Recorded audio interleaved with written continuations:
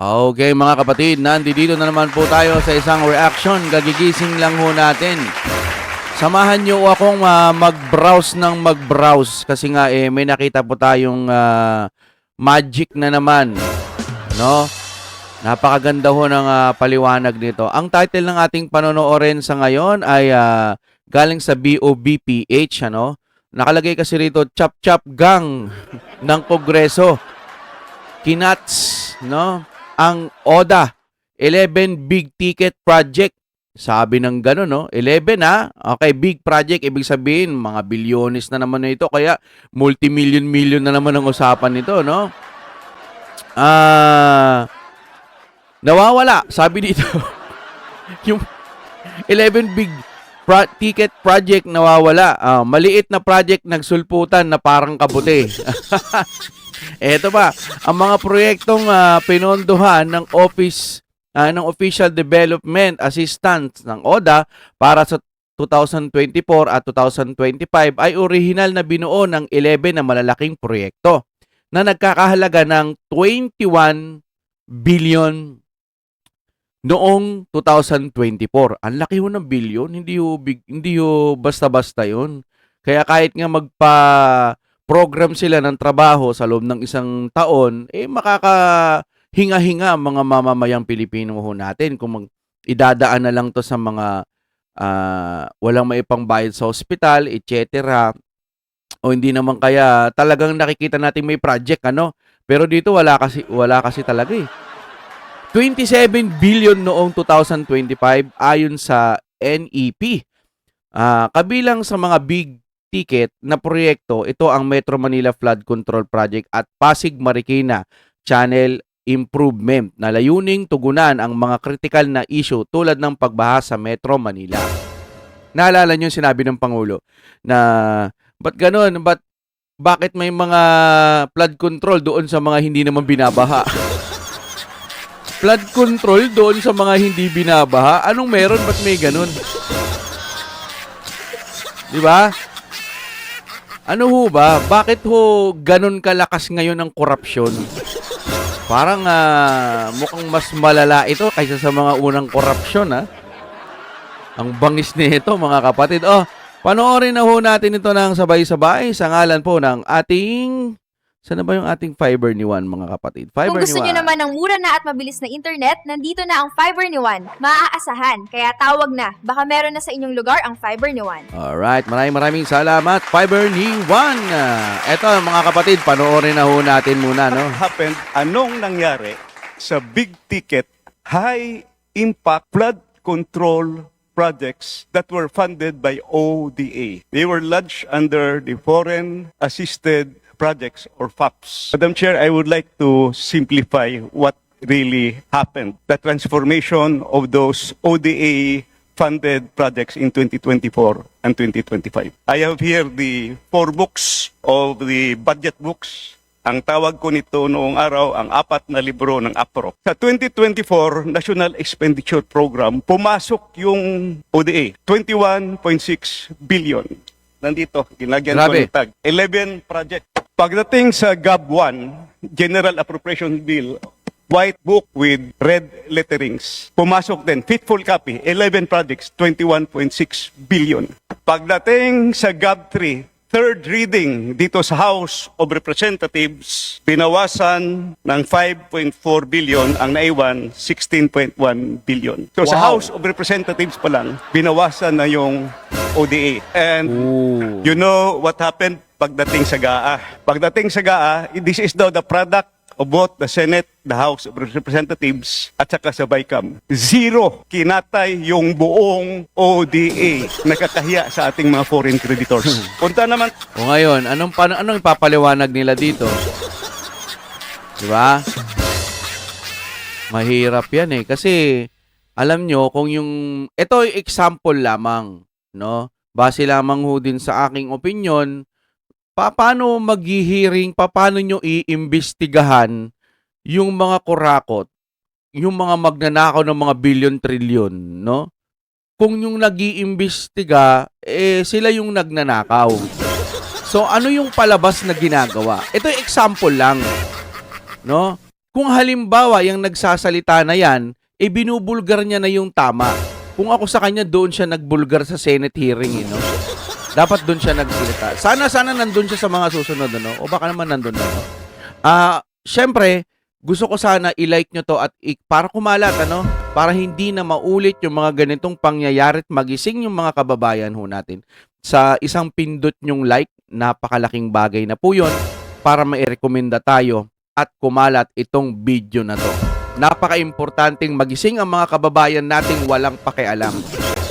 O kaya yung mga kababayan natin na naliligaw ng paniniwala, gustong malaman ng totoo. Eto po, nandito na yung video, mga ngamote ka pa ba? Nandito na, sinasabi niya na, tuloy tayo, no, Kapitulo 3.4 ng BOBPH. Tayo sa 2025. Ito yung ginawa. As is, yung proposal, National Expenditure Program, 11 projects, foreign funded, 11 total of 27.5 billion nandito. Nilagyan ko ng marker. GAB 1, first reading, faithful copy, nandito yung 11 projects. Total of 27.5 billion.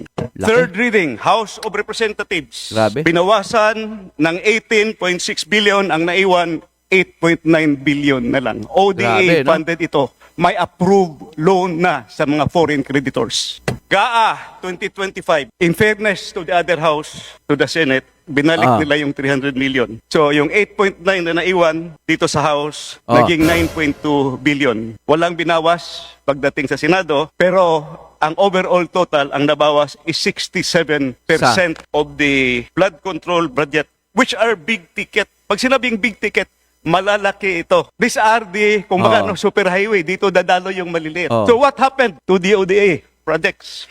So anong nangyari doon sa malalaking project, sir? No? Tama naman yung mga sinasabi niya. Maganda yan, ibulgar niya doon, ano? Hearing kayo dyan, di nabulgar ngayon.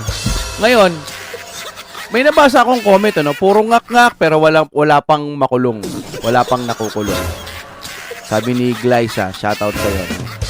Yan, puro ngak-ngak, wala naman nakukulong, no? Puro hearing, wala rin nangyayari. Ang bilis, ayun, nakaalis na. Katakot-takot na project ang pinag-uusapan dito, no? It's very simple. Tingnan nyo lang. Nawala yung big ticket projects at nagsusulputan na parang kabuti yung maliliit na projects. Makita nyo yan sa budget. In other words, gi-chop-chop yung ODA foreign funded projects pumunta sa maliliit na mga proyekto. So, sino ang members ng chop-chop gang dito? So, I have 3 questions for DPWH. Fine, Honorable Sir.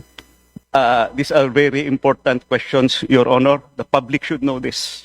First question ko, Durog kung sila natuloy ithan na itong mga proyekto na ito, could have this help solve the problems in Metro Manila? Kasi nandito yung Metro Manila Flood Control Project at saka yung Pasig Marikina Channel Improvement. Second, sayang wala si Secretary Bonoan. I'm going to ask him sana dito. Di ba meron siya ba yung may USB? Sabi niya may USB, tas ayaw ipa-play ni Garin ba yun? Garin?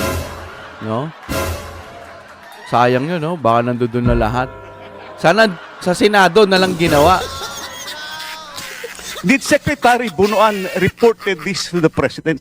Kasi kung 2024 pa lang, na zero na yung ODA, sana hindi na mangyari yung 2025. Di ba? Last question para sa Lagot kayo, sa DPWH. Can we still avail of those loans? Kasi nagbayad na tayo ng commitment fee. So, Secretary Vincison, I know you are a finance guy also. Sayang yung long-term, kaya nga malalaki yun, big ticket, long-term project. Saka ito, may study talaga, kumpleto. Pwede ba natin i-reavail yun? At saka, Nawala pala yun. Sayang, ano? Ibig sabihin, yun pala yung makikita sana natin na paglabas mo ng bahay. Uy, ang ganda ng lugar na to, Paano nangyari to?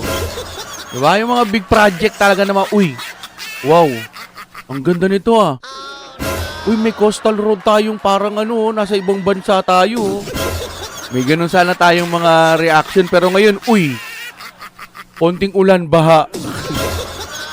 Ano yung sabi ng presidente? Iyan na yung bagong new normal. Bagong na new normal. Ayan na daw yung bago ngayon Iba na raw yung schedule ng bagyo. Kasalanan na naman ng bagyo nito. Anak ng teteng naman. Kasalanan na naman ng bagyo. Hindi na raw kasi katulad ng dati. Wala na. Sisi na naman. Bagyo na naman yung sinisi. Anong gusto mo? Anong gusto nyo? Pag ganyan na lang, wala na tayong pakin. Talagang hirap talaga pag napagtripan ng bangag eh. Bangag sa pagtatrabaho. Hirap talaga. Yung maliliit na project, yun na lang gawin nating Government of the Philippines counterpart. I hope we can do that. Ang problema, pag ganyan ka ng ganyan, ano to, di ba, sa taga Davao to, di ba? So, pag ganyan po ng ganyan, sir, sisilipan na naman kayo niyan. Biruin mo nga nagbaba sa Metro Manila, pero gustong imbestigahan, di ba, Davao City, o kaya Davao Region. Ewan ko sa mga gunggong na Move na tayo rito, mga kapatid, Wala, ganun ho talaga. Bukod sa magmumubuon tayo, kailangan nakatutok pa rin tayo. Parang hindi pala tayo nag-move on. Tutok lang tayo, mga kapatid, kasi kailangan malaman natin yung mga ganito. Hindi ho pwedeng manonood lang tayo, tapos wala lang. Ganyan naman talaga, kurakot, ganyan.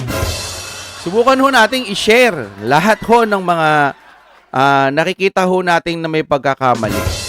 Kahit pindot lang po tayo ng like, napakalaking tulong na po yun. Hindi sa channel, maliit lang ho kinikita natin dito, hindi malaki.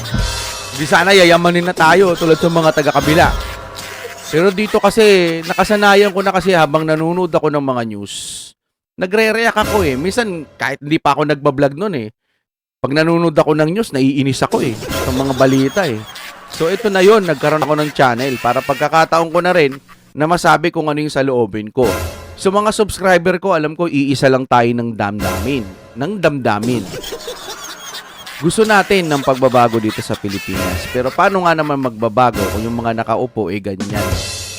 Ito napakagandang mga tanong yan, pero wala. Alam ko walang mangyayari diyan. Dalhin nyo lahat yan sa Senado.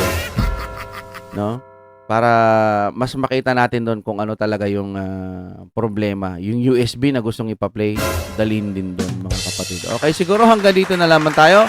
Maraming salamat po sa inyong panonood. Subscribe.